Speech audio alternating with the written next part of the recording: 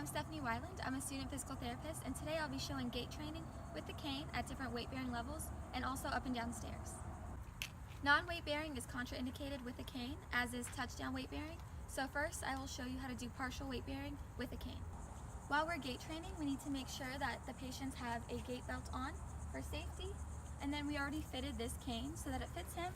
It is at his greater trochanter, the top of the cane, as well as when his arm is down and hanging by his side, the cane comes up to his styloid process or the crease on his wrist.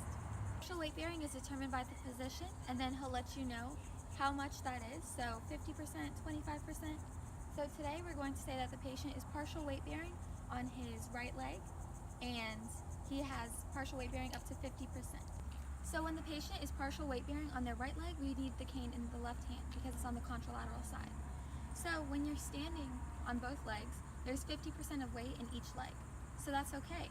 But when you take a step with the good leg, which is the left leg, there's going to be more than 50% of weight on that right leg. So we need to make sure to instruct the patient to put weight on that cane. So however they feel standing here, that's how much weight needs to be on the leg when this leg is up. So they need to be pressing down onto that cane.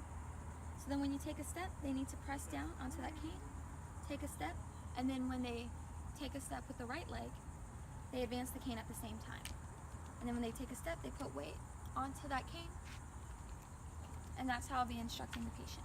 When the patient is walking with the cane on the contralateral side, it mimics normal gait pattern, where when you swing your arms, your left and your right go together, and then your right and your left go together. So that's why we have the cane in that side of the hand, and it also widens the base of support. So if you had the cane on the same side as your weak side, when you're taking a step, your base of support is only the foot and the cane.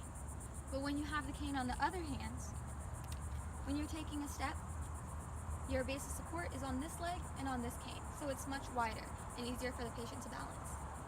So since the patient is weak on the right side, he's more prone to falling onto the right side. So we need to make sure when we're guarding that we stand behind him so we don't get in the way of him walking. And if he falls, we're here to catch him.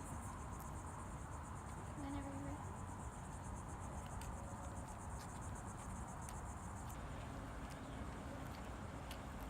The patient said that he does not have rails at home, so we want to instruct him how to go upstairs without rails. We're going upstairs since he's partial weight bearing at 50%. We want to make sure that we go up with that good leg first, and we have 50% of our weight on our leg, 50% on the cane. And then we will follow with the involved leg and the cane. Since the step is a little wider, we'll have our patient take a little step forward, and then we'll go up again with the good, and then the involved side will follow with the cane. So up with the good, following with the involved and the cane. When we're guarding our patient going upstairs, we want to make sure that we're behind the patient because they'll have a tendency to fall backwards. So we'll be standing on the involved side, which is the right side for him.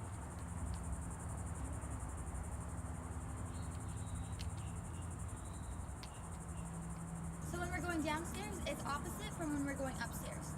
So when we go down, we're going down with the bad, or down with the involved side. So when we're going down the stairs, we want to make sure that our cane and our leg, our involved leg, are going down at the same time. So we'll have that cane and that involved leg going down. Make sure we put our weight onto that cane, and then we step our good leg down. So we'll get closer to the edge of the stairs since they are wide. Down with the bad, followed by the good. When you're gait training on stairs, you need to make sure that you are underneath the patient, so you have to be below them on the stairs, because when a patient falls, they will be falling forward. They won't be falling back. So we'll be standing on his involved side, which is the right side, because that's the tendency for him to fall. We also want to make sure we have our staggered base of support. So I want to have one foot on the uppermost stair and then one on the lower stair.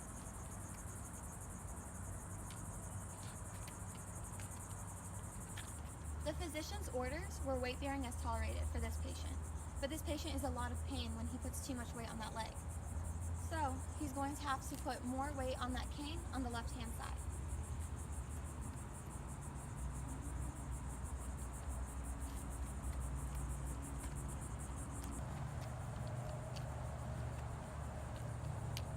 Going up and down stairs is the same as partial weight bearing as it is for weight bearing as tolerated. The patient will just be putting more weight onto that cane